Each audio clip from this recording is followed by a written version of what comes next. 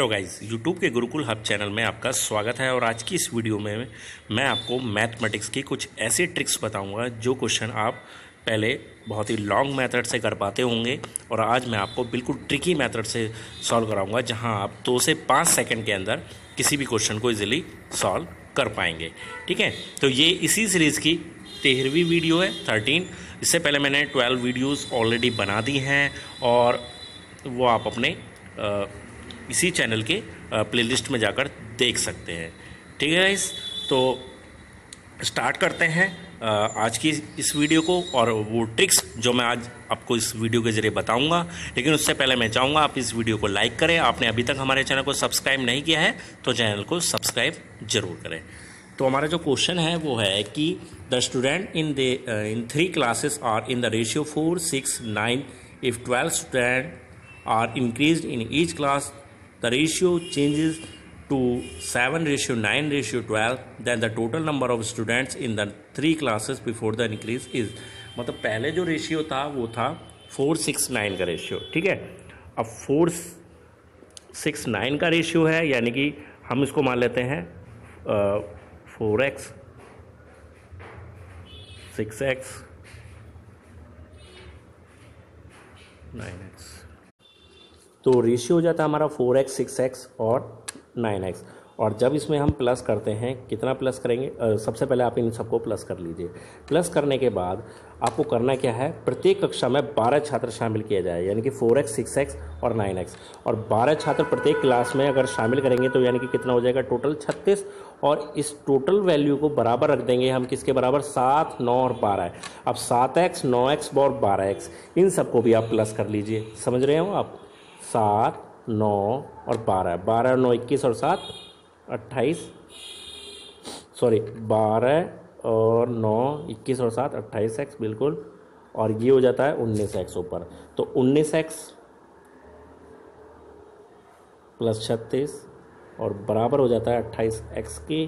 और जो हो जाएगा यहाँ पर 19 इधर चला जाएगा तो ये हो जाएगा 9x बराबर 36, यानी कि 9 चौक 36, x बराबर आ जाएगा हमारे पास 4। ठीक, तो हमारे पास शुरुआत में कुल कितने छात्र थे, शुरुआत में छात्र थे 4x, 6x, 9x, यानी कि 19x। और 19 की मल्टीप्लाई कर देंगे हम इस 4 से तो हमारे पास बनकर आ जाएगा 76। ठीक है, तो 76 हमारा बी ऑप्शन है, तो ये बी ऑप्शन हमारा राइट आंसर हो जाएगा। ठीक है, समझ में आया। जो पहले वाला जो रेशियो है उन सबको प्लस कीजिए, x के साथ रखिए, प्लस जितने ही क्लास में स्टूडेंट्स बढ़ाए जा रहे हैं, यानी कि 12 बढ़ाए जा रहे हैं, 3 क्लास है, 12 3 36, तो 19x प्लस 36 और बराबर रख देते हैं 28x के। ठीक है, और जब यहाँ पर x की वैल्यू निकालते हैं 4 आएगा, और 4 की वैल्यू जो आई है उसकी मल्टीप्लाई कर देंगे 19 में, तो यानी कि प्रारंभ में जो छात्र हो जाएंगे वो हो जाएंगे 76। और अगर पूछता है कि बाद में कितने होते हैं तो 76 और 36 टोटल जोड़कर आप बता देंगे। ठीक है, तो इस तरीके से ये वाला क्वेश्चन हमारा सॉल्व हो जाता है। अब ये वाला जो क्वेश्चन है ये है हमारा क्वेश्चन पाइप एंड सिस्टम से। तो अब इस क्वेश्चन को करना है, पाइप ए किसी टैंक को 2 घंटे में तथा पाइप बी 6 घंटे में भरता है। सुबह 10 बजे पाइप ए को खोल दिया जाए तो पाइप बी को 11 बजे खोल दिया जाए तो टैंक कितने बजे भर जाएगा। अब आप एक बात समझिए कि पहला ए हमने खोला 10 बजे और फिर बी खोला 11 बजे। ठीक, यानी कि जब तक बी खोला जाएगा तब तक ए 1 घंटे चल चुका होगा। 1 घंटे अगर ए चल चुका होगा तो ए अगर 2 घंटे में पूरा टैंक भर रहा है तो वो 1 घंटे में कितना टैंक भर देगा, आधा टैंक भर चुका होगा। यानी कि आधा टैंक भर चुका है और आधा टैंक अभी भरना बाकी है, आधा टैंक अभी भरना बाकी है। ठीक है, अब जब आधा टैंक भर चुका है और आधा टैंक भरना बाकी है तब हमारे पास 2 नल हो गए हैं, ए और बी। ठीक है, अब उनके काम करने की अलग अलग कैपेसिटी है, यानी कि उसको निकाल के दोनों कितने टाइम में भर सकते हैं। तो सीधी सी बात है कि 2 गुणा 6 और नीचे 2 + 6, ये मैंने आपको फर्स्ट जब टाइम एंड वर्क पढ़ाया था तभी बता दिया था, 12, नीचे हो जाएगा 8, 4 × 12 और 4 दूनी 8। यानी कि अगर दोनों नल एक साथ खोले जाए तो वो 1.5 घंटे में पूरी टंकी को भर सकते हैं। 3/2 यानी कि 1.5 घंटे। हमें टंकी भरनी है केवल आधी भरने में हमें कितना टाइम लगेगा भाई, 1.5 घंटे में अगर पूरी टंकी भरती है तो आधी टंकी कितने टाइम में भर जाएगी? 45 मिनट में। सीधी सी बात है। इसको ये जो 3/2 है इसको घंटे में है, इसको मिनट में चेंज कर लेंगे। ठीक है, आप एक काम कीजिए, इसे काट लीजिए।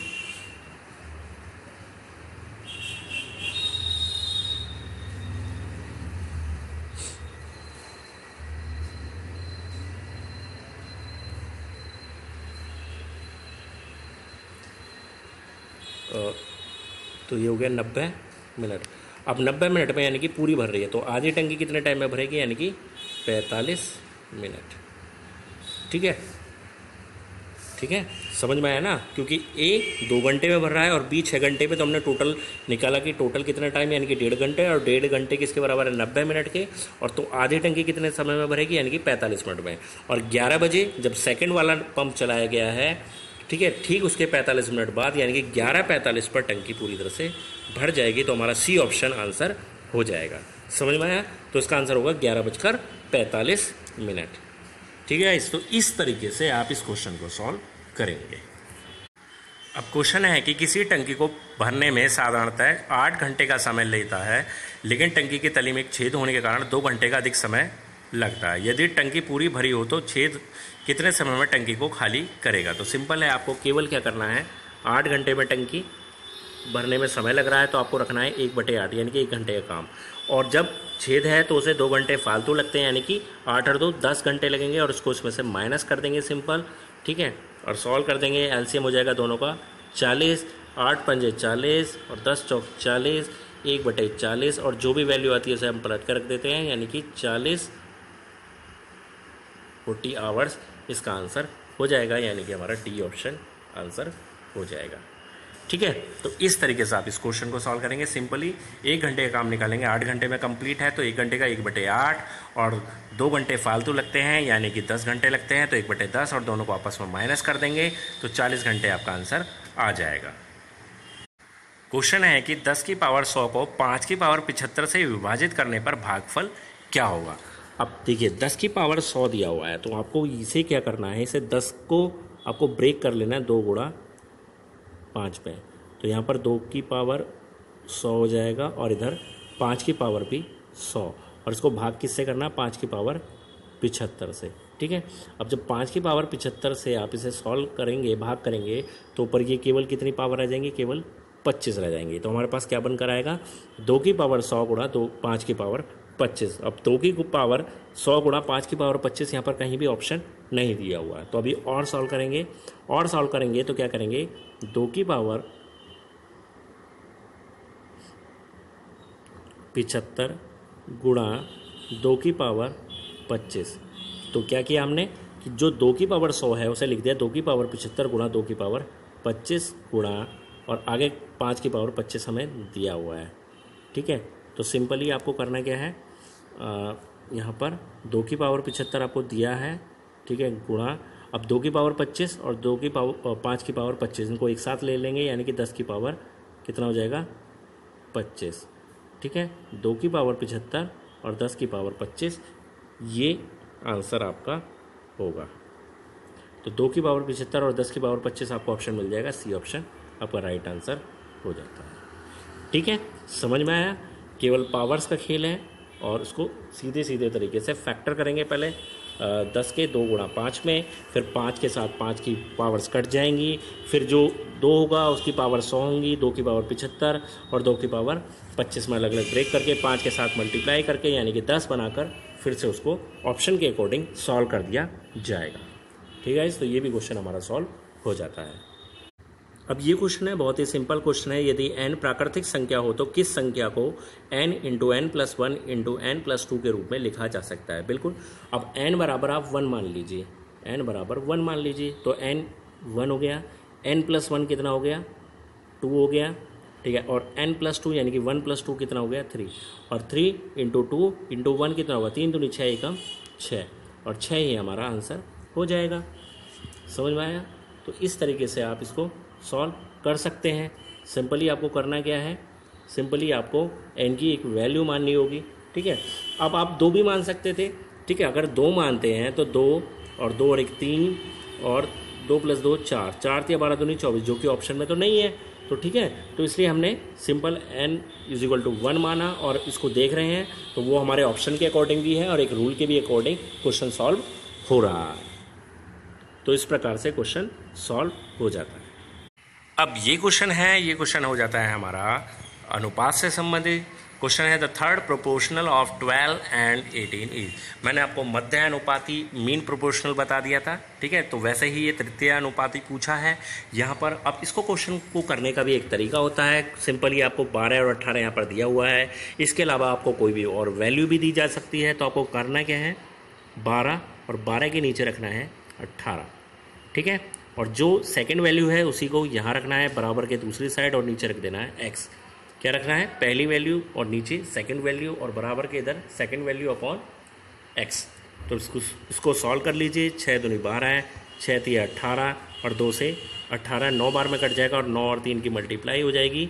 तो यहाँ पर x बराबर हो जाएगा हमारे पास 27, जो कि हमारा राइट आंसर होगा और सी ऑप्शन हमारा हो जाएगा, ठीक है गाइस। तो इन तरीक़ों से, इन शॉर्ट तरीक़ों से, इन ट्रिकी मेथड से आप किसी भी प्रकार के, देखिए ये जो मैंने सीरीज़ कराई है इसमें करीब ये 13 वीडियो बना दी गई हैं, ठीक है।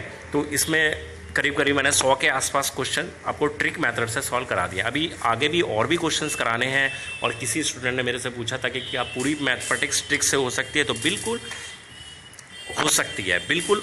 आप हर क्वेश्चन को विद कॉन्सेप्ट आप ट्रिक के द्वारा सॉल्व कर सकते हैं, ठीक है।